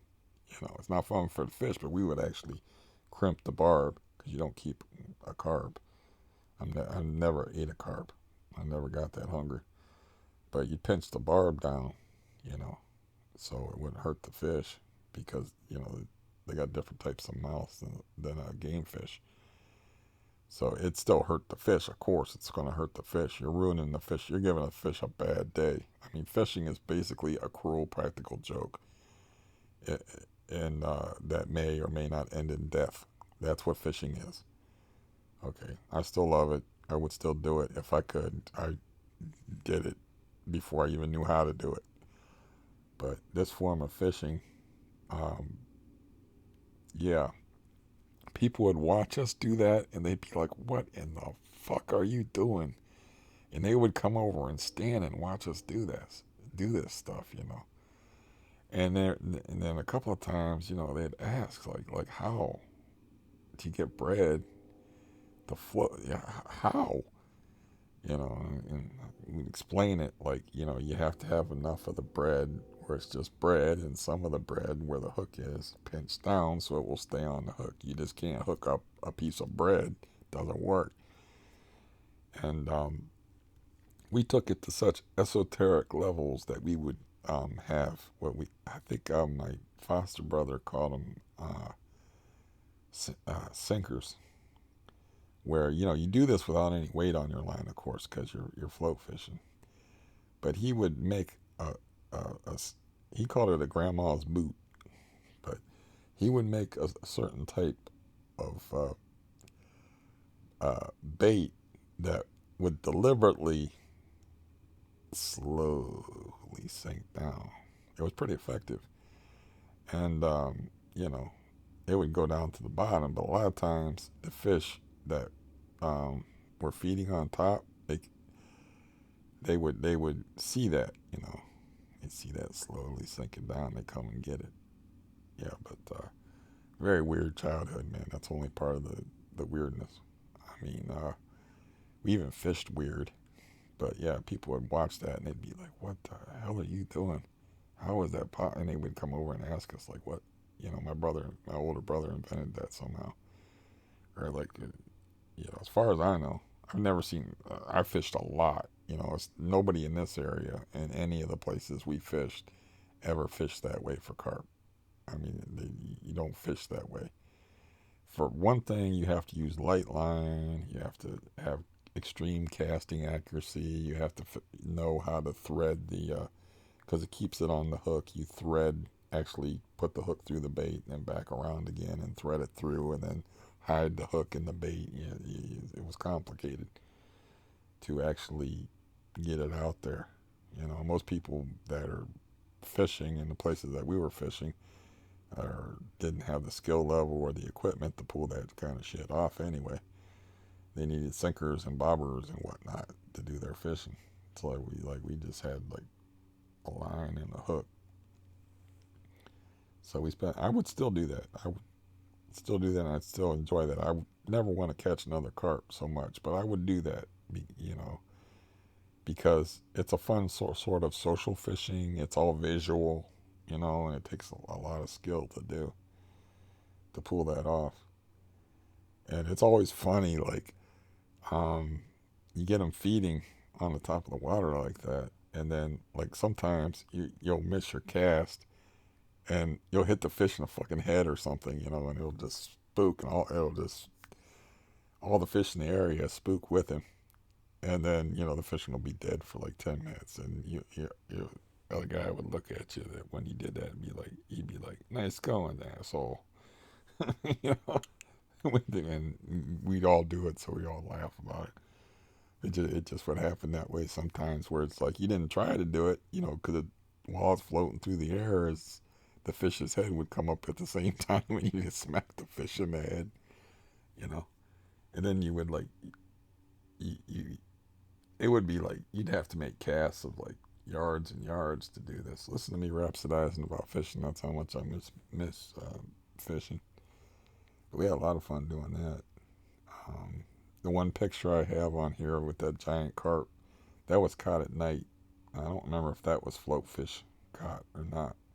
You could do that. No, it probably wasn't if it was at night. You could do that at night, but at night it was tricky. You'd have to have enough. Well, if there was enough light around, you can see that. I don't even remember this stuff. That's just sad. As far as like fishing at night, whether you could float fish at night or not, I don't even remember. I don't remember how I caught that fish in that picture. If I caught it that way or not. Yeah, I think you could do it at night. Yeah, you could do it at night because we did it at that Myers Lake because we had to trespass, so we had to go there at night anyway to fish there. And we tried to chum carp with a float, and it's also like on windy days it was really tough to do because all the bread would get blown. It's floating, so it would just float away, or it all float into one area, or float back right back at you by the shore where nothing would be eating it. Or some days it wasn't possible to fish that way. But yeah, that's just me reminiscing about being a child and things I haven't thought about in a damn long time. Um, yeah, yeah, it's weird that people have kids and don't want to teach them anything. I want to teach my kid everything. Everything that I knew, I want my kid to know that was good for him. You know, I'm pretty sure that my dad knew how to swim because he had a lot of stories involving swimming. Pretty sure he knew how to swim. Never occurred to him to teach his son to swim. I'm pretty sure he probably knew how to ride a bicycle. Never seen him ride a bicycle. I'm pretty sure he knew how to ride a bicycle. I know he knew how to drive a car, but he wasn't going to teach me how to drive a car. I already knew that, because that was giving away power. He didn't believe in that. Yeah, that also lessened his usefulness because I think he wanted to keep me there like a prisoner. Mm, I don't know. I don't want after having all those fun memories of screwing around, doing that weird style of fishing that just would freak people out. Like, how is that even possible? And you have to explain it to them. And the people that would try to imitate it, they could never do it. They didn't understand the skill level involved. And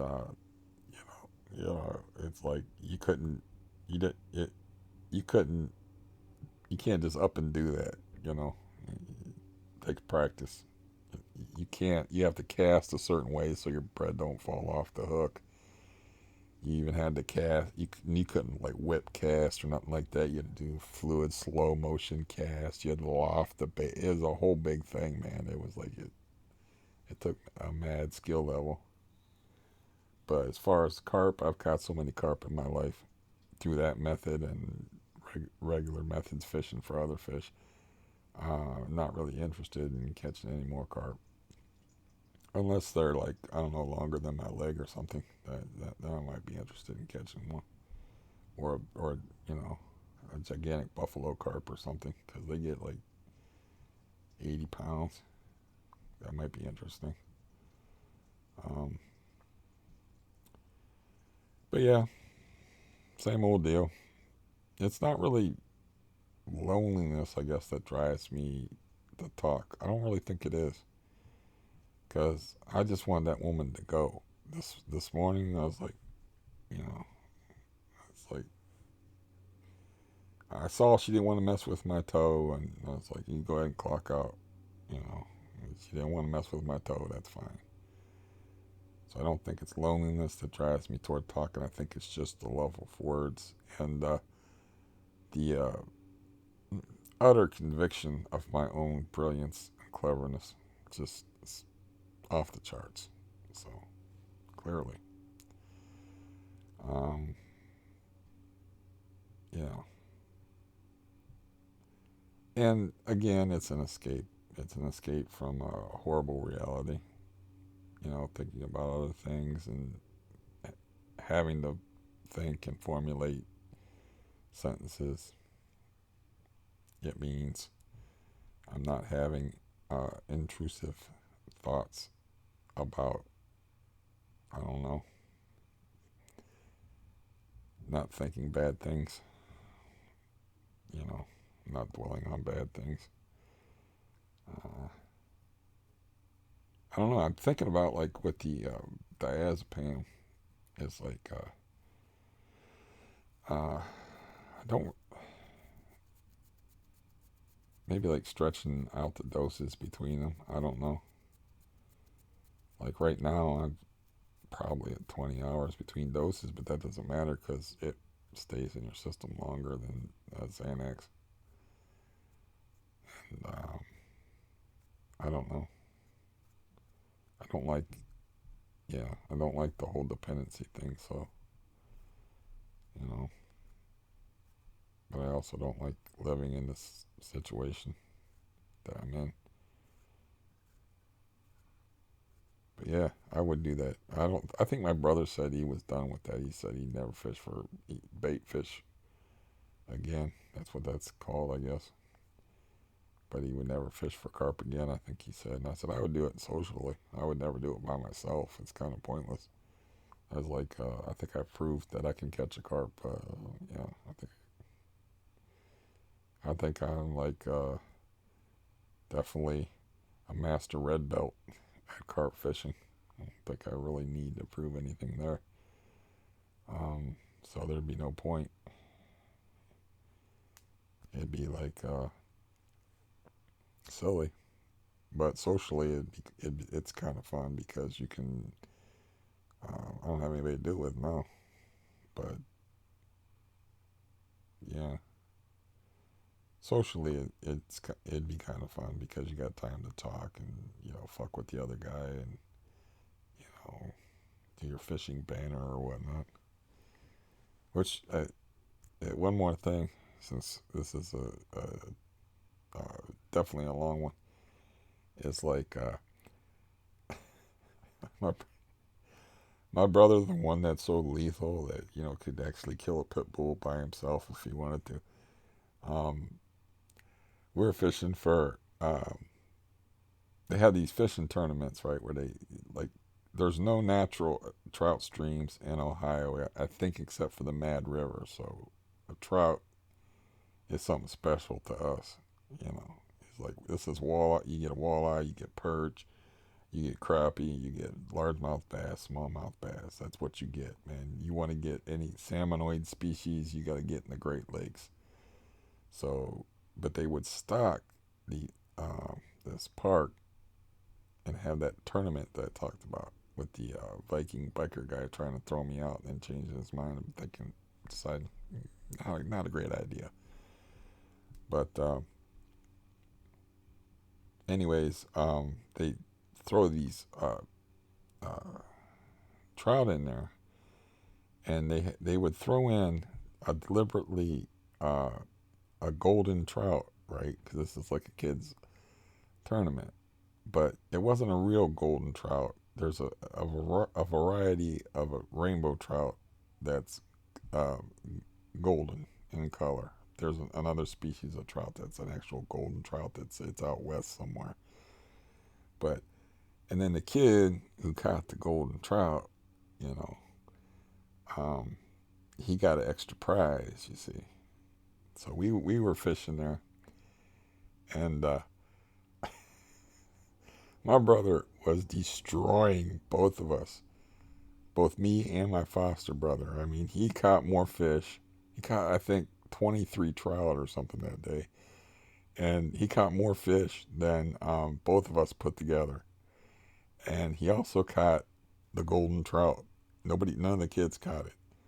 So he was like, "What's this?" And I was like, I was down here fishing with somebody, and he was talking about they throw a trout in there, and then you get a special prize if you catch the golden trout. He goes, "Really?" And then he started doing Willy Wonka. He went all Willy Wonka on me. He was like, I got a golden ticket. I got a golden ticket. However that song went in the Willy Wonka movie, and he would just sing it periodically. He was so happy that day, man. And then it would be real quiet, we'd be fishing. He'd just look over our ways and say, I have a golden ticket. I got, and whatever, however, I wish I could remember how the song went to Willy Wonka. But the original Willy Wonka had that song. And, he didn't get no prize except for to fuck with us all day about it. But it was just a little thing.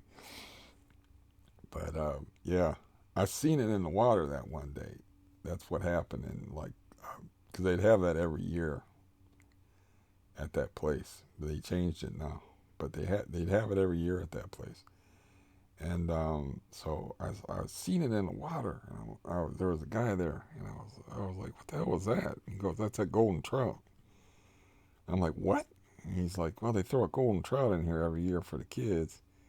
And then if anybody catches the golden trout, they get a special prize, So that's how I knew about it, because my brother was just he had this spot staked out behind a bush, so he was off to the side, and he just come out with it, and he's like, hey man, look at this, and I had to explain the whole thing to him, and that's when he started singing the Willy Wonka song, and he knew the song. I don't know the song, but he knew the song. So however the song went, I'm gonna have to go YouTube that. Yeah.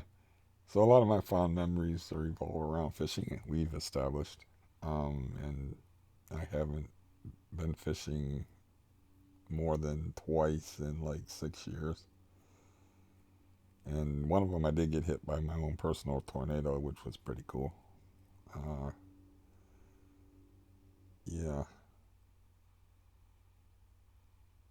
Uh, One day I did outfish my best friend. I don't remember how many years ago that was. I don't get to do any serious fishing anymore because it's too physically taxing. So I don't get to go to Sandusky for the white bass run, where you can stock up your freezer and have, you know, just we caught, like I said, between the two of us, 150 fish minimum one year, and of good sized white bass. And I can't do the Niagara runs for the king salmon and the steelheads, the big steelies. The biggest one I ever caught was 12 pounds, probably, which is just a rainbow trout that's been exposed to big water. So they just get big. Sometimes they get as big as a salmon. Like that's why actually one of my proudest fishing moments is netting not catching a fish, but netting my best friend's 23-pound steelhead. Uh, and the thing was as big as a salmon. And he saw it earlier in the day. He was like, because let me just describe it to you. It's like they have a big, huge platform. I posted a video of this. And then they turn on these turbines, which generate electricity for like the whole eastern seaboard. And like unfortunately, after 9/11 and the terrorist attacks, they didn't let you fish down there at night anymore. They kick you out before it gets dark. Thank you, terrorists. So, you know, I'm in Ohio. That's in New York. So you got to drive like 4 to 6 hours to get there. So that matters that they kick you out early. It means you got to leave here around 4 o'clock in the morning. And anyways, those turbines are like the fish go on their spawning run, and the turbines. The significance of that is they're so powerful that the fish can't swim through it, so they kind of get caught in a loop. So they get caught up in that area. So my friend saw this fish, and he said, you're not gonna believe this, but I just saw a steelhead, the size of a king salmon. I'm like, oh, I believe you. They get pretty big, and later on in the day, he caught it because those turbines, um, like they churn up the water. Like if it's the reason why they put the pier there. I think I've mentioned this before, is because it was such a good place to fish that people would fish there from the shore, but if you fell in the water, you were dead. You're drowned. I mean, a fish can't swim through that. What's going to happen to a human being? You know, you, it's a maelstrom. Uh, however you say that word, maelstrom, whatever. So they had some deaths from fishermen that actually fell in the water. God, maybe they were drinking. Who the hell knows? But that drowned there. So they decided, like, we'll spend some tax dollars and we'll put in a fishing platform since we can't seem to keep these people from fishing in this. You can't keep as a trespasser that will trespass into places and has been chased out of places by people with axe handles. You can't keep a fisherman away from fish. So they were like, we're going to build this pier. So they built that. That's why they built that pier there, is because of those turbines. That's my proudest fishing moment, is actually netting that guy's fish. That fish never knew it was caught. I had it in the net. And, you know, it's not sporting, but that uh, fish never knew what the hell hit it. It's like it was just raised up to the surface, and I netted it. Boom, bang, pow. And we had it on the pier. And he smacked me on the back and said, thanks. And he explained later on, he said, I wouldn't have prayer against that fish. He's like, I would never landed that, man. He said, I said, I don't think you would have either, because they're the hardest fighting fish there is, freshwater. I mean, they put kings to shame. Um, I, the 12-pound, half that size steelhead that I caught literally set my whole shoulder on fire. I fought it for so long. It's like you know. So, and it was cool too because it had one eye missing, where somebody had it just had like a bone socket. And I'm like, I thought you would need stereo vision to be a good hunter to survive to get that big, but no, I would have mounted that sucker just because it had that. I would have mounted it just because it had that eye, that creepy, just skull socket eye. Completely healthy fish otherwise. No parasites on it, no lampreys, no leeches, no nothing on it. Just completely clean, beautiful, healthy female. I don't even know if the males get that big. And I would have mounted that thing. He ate it, of course. He's nothing like me when it comes to that stuff. Like, he didn't care that he didn't get to fight it. I would have wanted to fight it. He didn't care. He's like, I wouldn't have got it in anyway. And I was like, I don't think he probably would have got it in anyhow. But that is 2 hours of just some fool chattering away and having a good time. Hopefully you had a good time listening to me. If you're with me this long, if yeah, hell, I got a song. I got memories at least. Like Otis Redding said.